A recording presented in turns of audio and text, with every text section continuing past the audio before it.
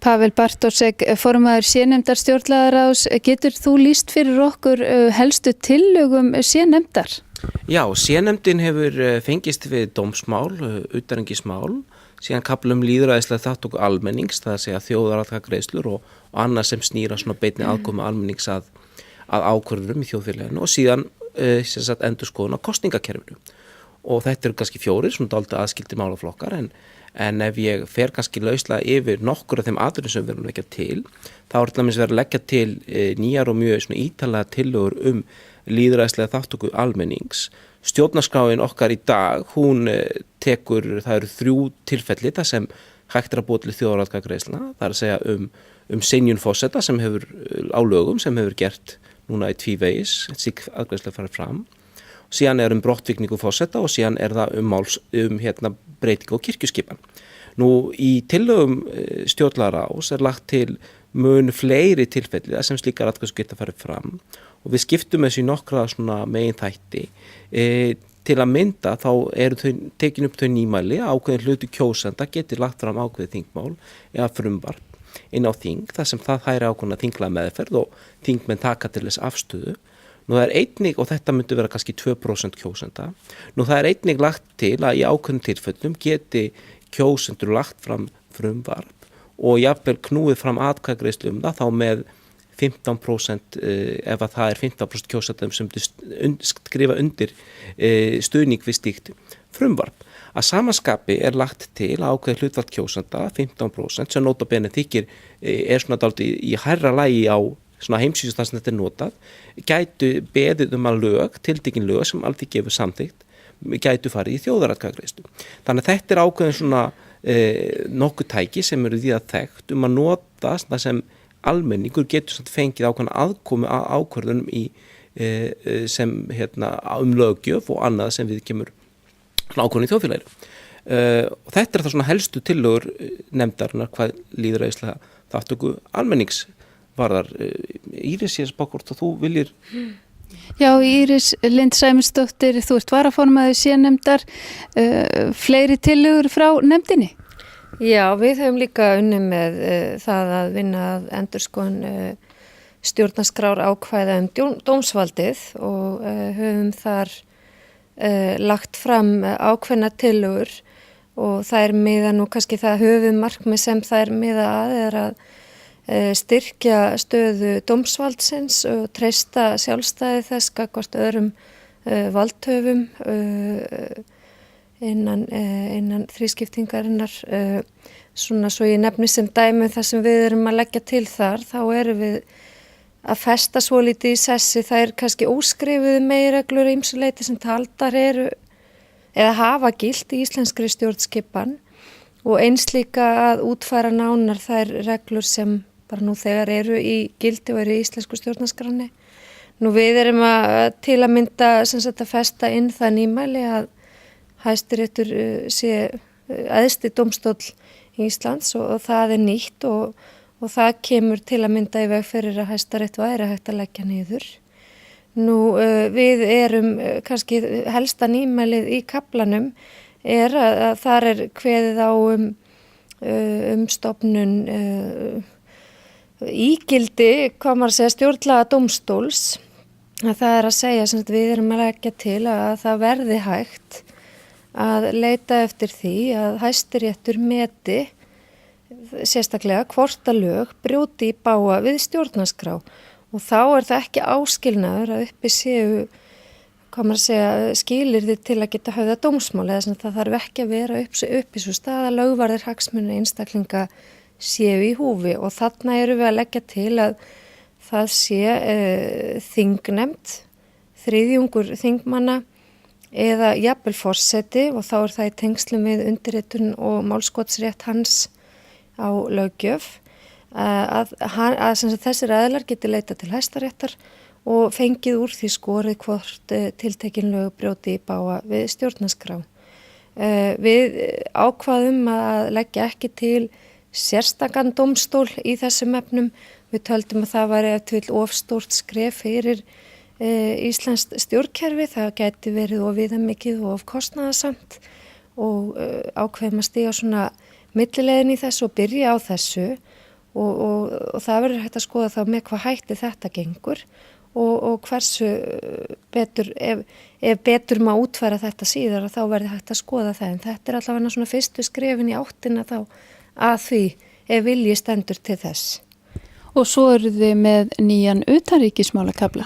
Já, við höfum unnið einnig að því og það liður í því sem til dæmis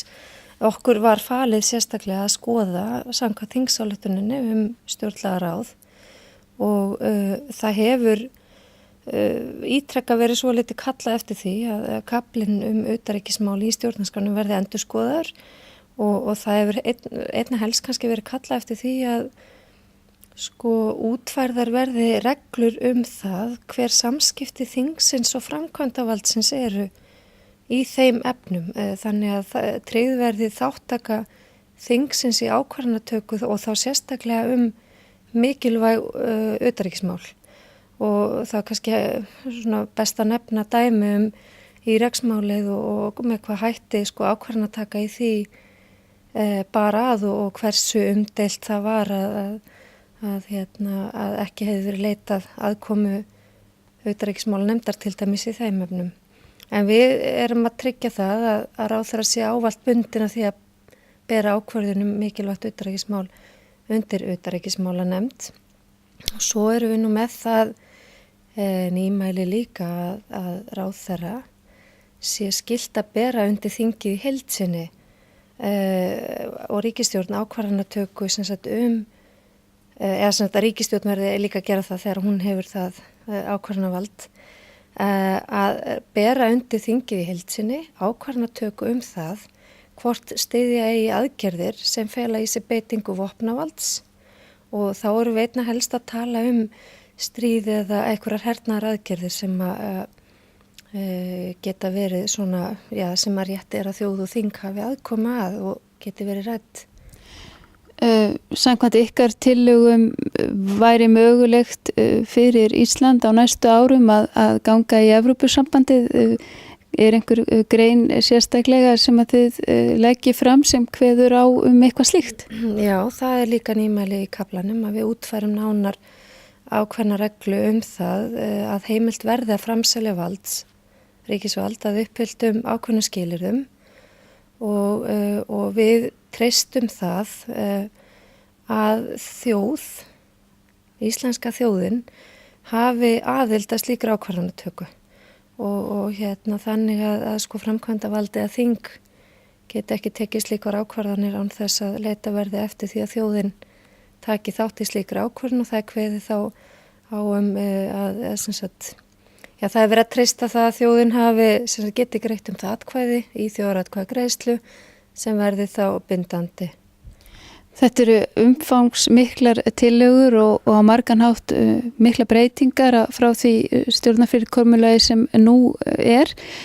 Hver voru helstu markmiðin í tillögugerðinni? Getið þið lýst því svona í fáum orðum?